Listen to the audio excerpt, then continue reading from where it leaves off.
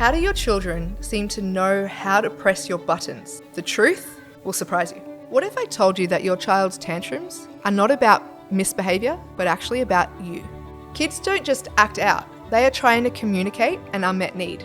Here are some steps as to how to work that out. Welcome to the I Am Education podcast, where we explore transformative ideas for parents, educators, and anyone passionate about shaping the future of education and humanity. Join us as we dive into the latest insights, practical tools, and inspiring conversations that empower both children and adults to thrive.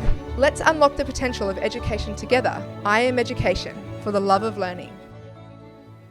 Every parent has had that moment where their child says or does something that makes them feel like their head might explode. It's almost as if they know exactly how to push our buttons. But what if I told you that this isn't just random behaviour? There's an actual reason why your kids push your buttons, and it has a lot to do with you. In today's episode, we're unpacking why your kids push your buttons, what those moments reveal about you, and how to respond in a way that builds connection instead of conflict. I know, be prepared. It may not be what you want to hear, but it may be exactly what you need to hear. And so by the end of this episode, you'll have practical tools to handle these situations with more understanding and calm. It might feel impossible right now, but let's give it a go. Because when we understand why certain behaviours trigger us, we can actually shift our responses. This not only improves our relationships with our kids, but also helps us grow as individuals. Because parenting can be one of the most challenging and transformative journeys that we will ever take. And understanding our triggers is a key part of that growth. And so when we say kids push our buttons, we're talking about those moments when their behaviour triggers an intense emotional reaction in us. It's not about what they're doing, but about how we are perceiving it. And some of those common triggers are disrespect. So when a child talks back or ignores us, it can feel deeply personal, like they're doing it deliberately, like, they should, because I'm the elder, they should respect me. This is one of the main triggers that exists, especially when our children get older. Number 2, disobedience. So when kids test our boundaries, it can feel like a direct challenge to our authority. And many of us grew up hearing that we should respect our elders. And so we are the elder in this situation. They should respect us. I am the authority. And so that can be a really, really big trigger for many of us. Another one is chaos or mess. So for parents who value order, a messy room or spilled milk can be surprisingly triggering. And it can be just that one thing that tips us over the edge. But we say it's our children who are triggering us. Another one is when we feel rejection or independence. So when kids say things like, I don't need you, it can hurt us where it hurts. As our children get older and they are less and less dependent on us, if we've made our lives be about our children, it can hurt even more. And this is a reason why I love Montessori, which talks about independence from as early as possible for as long as possible.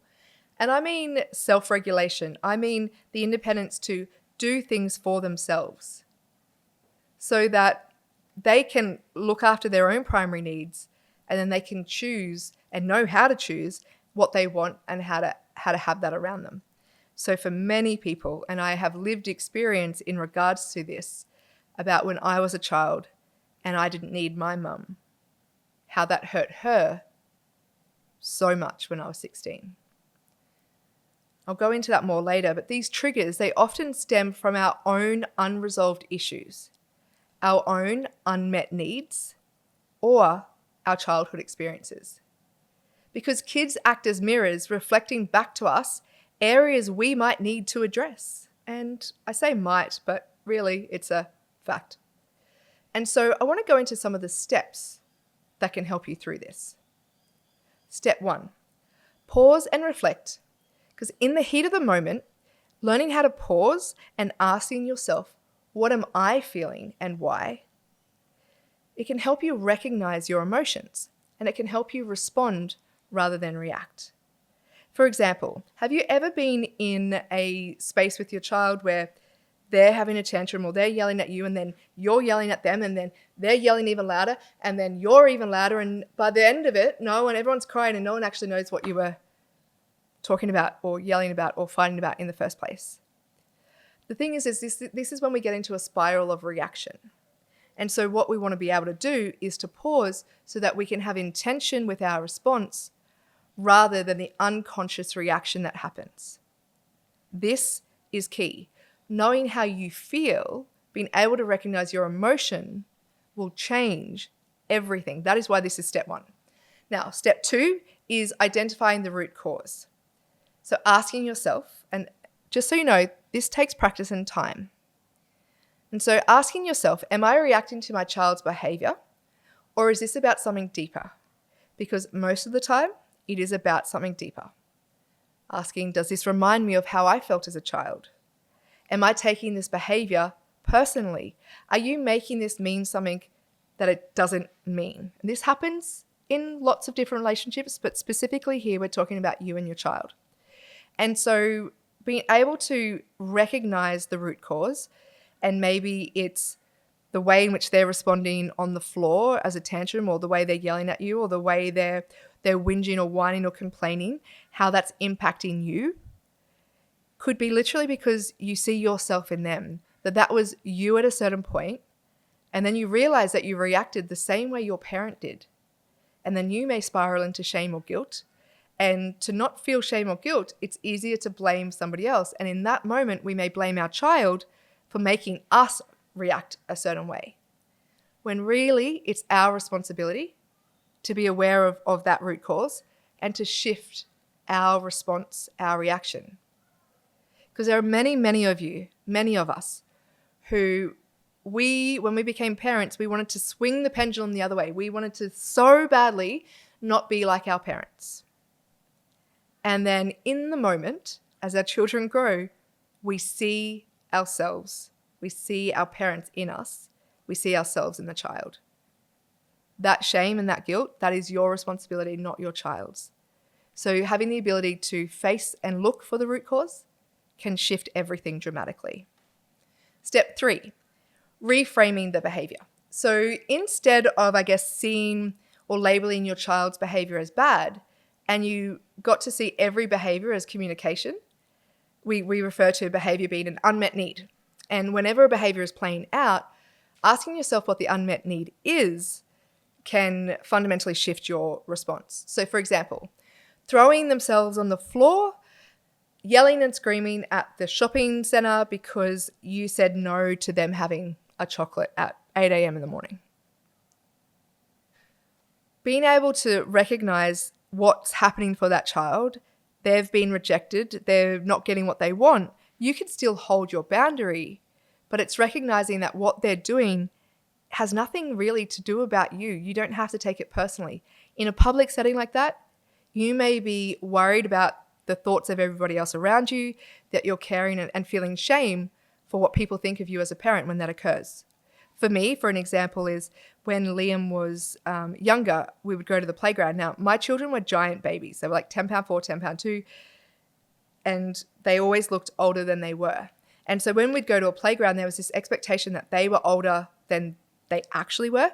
So when Liam would run up to a child and bowl them over, or not know what to say to him, or not know how to invite himself into play, parents would expect more from him because they thought he was older. And I made that mean something about me as a parent. And so at a certain point, I stopped going to the playground because I didn't want people to think that of us. And the only person that denied anything was myself, of the joy of seeing or playing with my children, because of the concerns of others. So when I was able to do the work and follow these steps and get to the root cause of that, by the time Owen was here, we were at the playgrounds a lot more.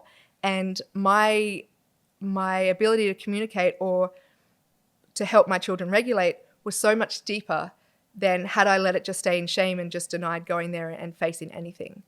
So being able to allow yourself to see the root cause and take responsibility Again, another big step. So this shift in perspective about behaviour being an unmet need for your children, it also goes across to adults. So sometimes your behaviour is an unmet need. So this perspective shift, it allows you to change your approach in a situation with your children, but it'll also shift every area of your life. And then step 4, regulate yourself first, because kids feed off our energy. If we're calm, they are more likely to be calm too. They have the ability to calm down quicker if we remain calm. You can use deep breathing, you can use grounding techniques, or even take a moment to step away if needed, ensuring that whatever's going on for them, they are safe. You exit, take that moment before you come in. That is way more important than reacting negatively, angrily, in a way that is not your intention. So be okay with stepping away if you need, because your nervous system, it literally sets the tone for your entire life. Doing that work on yourself, knowing what you need to remain in homeostasis, i.e. capable of not losing your shit, this is your responsibility. When you can do this, you will notice the ripple effect on those around you, especially your children. Step 5, respond with compassion. Once you are calm, regulated, you can acknowledge your child's feelings. For example, I see you're frustrated because you want to keep playing. Or I hear that you don't want to clean up right now. I understand that you're disappointed that you're not getting the chocolate. This acknowledgement, this compassion doesn't mean you're giving in. It actually means that you're showing understanding. You see, there doesn't have to be a winner here. It can be that you hold your boundary at the same time as strengthening your connection and relationship with your child. Because many of us grew up in situations where we were in reaction relationships with our parents.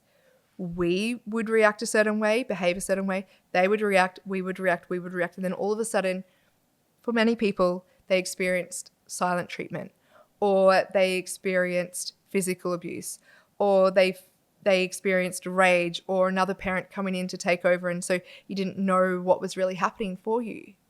These 5 steps, when you can go through these and you can learn how to apply them, you will shift not only your own life, but the stories you were telling yourself about your childhood, but you are stopping it here. It stops with you. You change the trajectory of your children's lives as they become adults by learning how to do this. So we've gone through quite a lot in this episode already.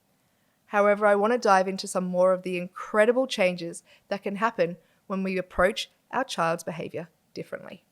And so touching base on or giving you some examples of this, personally for me, I moved out of home at 16, and from a very young age, I had created, because of the situations I'd gone through with abuse and feeling neglected, though I wasn't, I went independent from about the age of 8, like really, really, really early on. And the moment that I'd said to Mum that I was moving out, I'd given a year's warning. If we're still here when I'm 16, I'm moving out.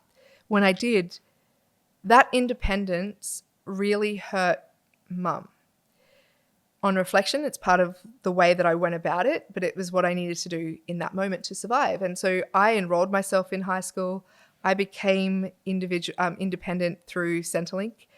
I didn't need Mum at all in the way in which I designed it. And I can see how that can hurt when our child no longer needs us. And what I love, I have a beautiful relationship with my mum now, but what I love about Montessori is that it helps parents understand, and educators, that we work and walk beside our child. We don't have to walk in front of them. We don't have to walk behind them. We get to be there to support them through life and what they go through. But we don't make our life, our path, before theirs or after. It's with. And it's a massive difference when it comes to the quality of the life in which we get to live as a family and as a parent. And so I know that today we've gone through quite a lot in this episode. However, I want to dive into some more of the incredible changes that can happen when we approach our child's behavior differently. Because I know for many of you listening, had you got this when you were a child, your life may be different now. But just know that you can do the work to shift your stories and your responses from when you were a child to now, so that your children don't have to experience it that way either. So some of the really cool, results or outcomes you get when you do follow these steps, when you do make this shift, is that you have a deeper connection with your kids. Imagine a relationship where your child feels seen and understood, even during conflict. Because this builds trust and it strengthens your bond. Think about it. What was it like for you growing up? Did you feel seen and understood? Learning how to have crucial conversations, to say what you mean and to feel safe and supported to do so, has a huge effect on the adult you become, as it does for your children. Another amazing outcome from following these steps is your own personal growth. By addressing your triggers, you're not just becoming a better parent, you're growing as a person. You're learning to respond to life's challenges with grace and awareness. And this ripple effect can be felt by everyone around you. It can shift your relationship, your work life and career, your relationship with your own parents, everything. And one of the most beautiful outcomes when you learn how to do this is a calmer, happier home.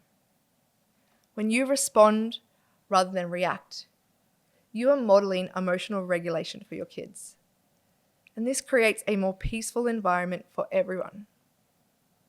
And I know it may seem strange, but it's almost like they push your buttons less. And when everyone in your household has the ability to self-regulate, to support each other when they need co-regulation, and the space to feel like themselves and to show up as themselves, you have a joyful, fulfilling life. And you raise joyful, happy children who feel like they are worthy, good enough, and seen. So to recap on all of the things in this episode, we explored why kids push our buttons, how their behaviour can reflect on our own unresolved issues, and the practical steps to respond with calm, compassion, and empathy. So I challenge you to notice that the next time your child pushes your buttons, instead of reacting, pause and reflect. And choose empathy, choose compassion. Share your experience of what it's like, how that changes, just simply by pausing. Let us know what happens for you. Did it work? If you've got any questions, you are welcome to ask us any time through the comments or send us a DM. But I've also created a free workbook to help you identify your triggers and to develop strategies for managing them. You can download it using the link in the show notes, but also don't forget to subscribe, leave a review, and share this episode with another parent or adult who could use these insights. And as always, thanks for joining me today. And remember, parenting isn't about being perfect. It's about being truly present. Until next time, take care and keep growing together for the love of learning.